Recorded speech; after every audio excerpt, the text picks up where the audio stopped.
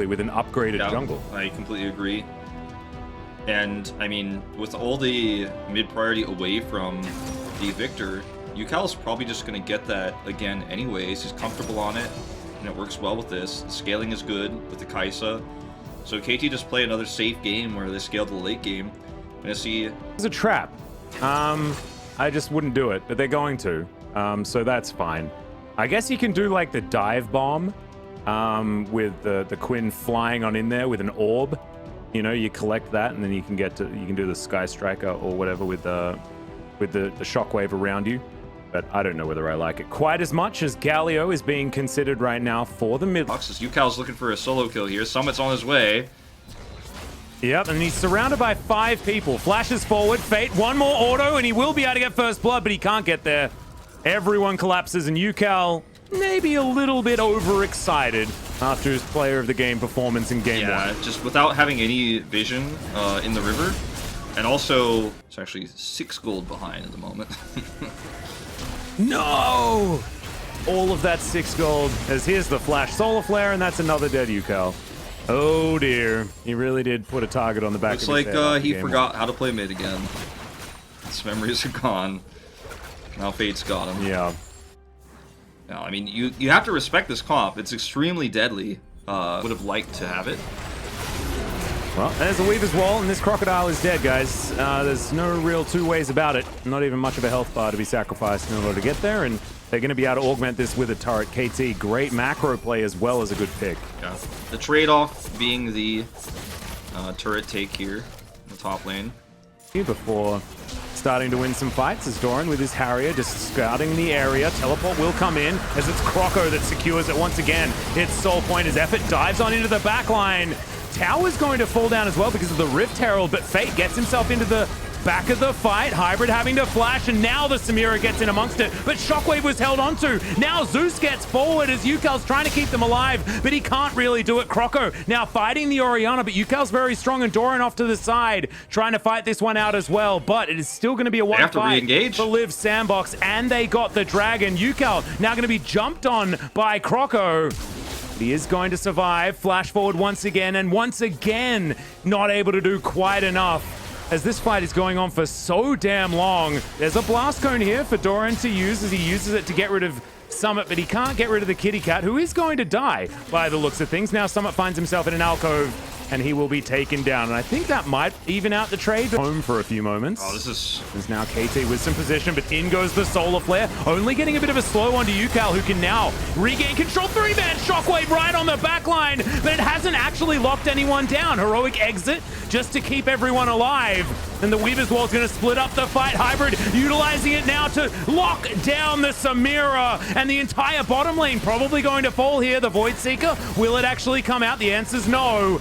But it looks like KT have done enough. That's a good knock up there onto Doran, but it's just not enough. The fight feels like it's already lost. Without the Samira, they're just not the same. Nope, certainly not. Once the Samira's gone, I mean, look at the damage output in that fight. 376, take it out, super fight. Area spots out. KT has to win this fight once again. Like you said, that's the power of the Soul Point. Yep, over and over.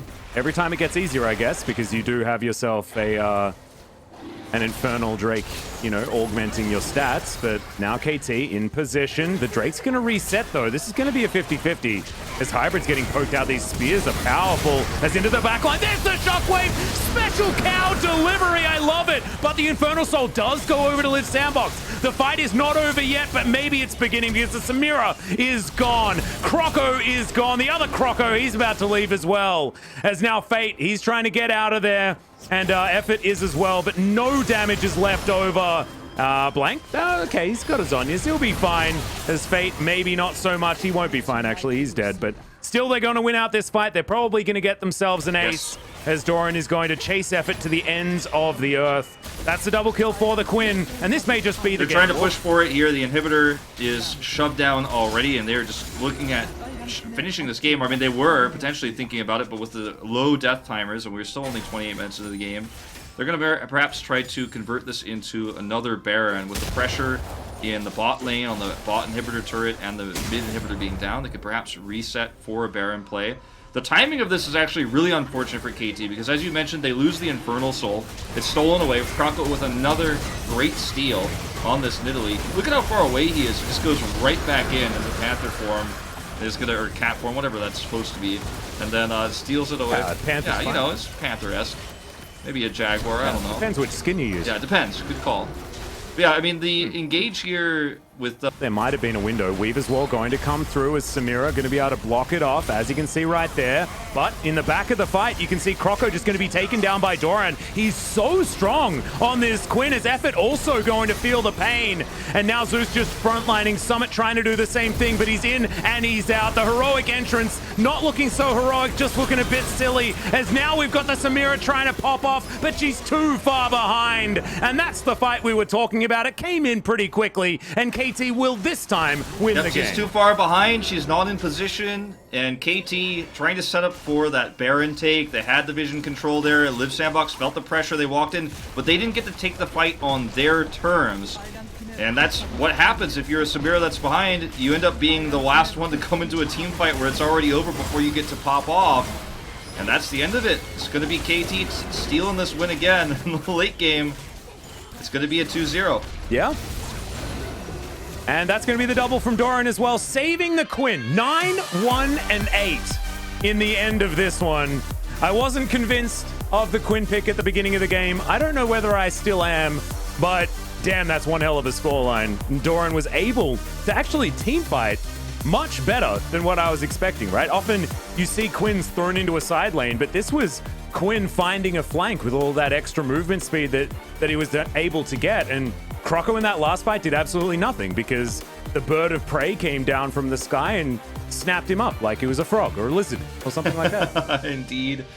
You know, as someone who's been following Korean esports forever, to see Hirai on KT Rollster and see him with his team and have a smile on his face is definitely kind of a awesome feeling for me as to watch one of the best coaches in Korean esports. Real pick just a few days ago as well, where I did vote for the AD. Yeah. People don't always, the ADs don't always get a lot of credit in this meta where it's hard to be an AD player, but I thought he did pretty well. I agree. And also, you know, 2 members of KT doing more damage than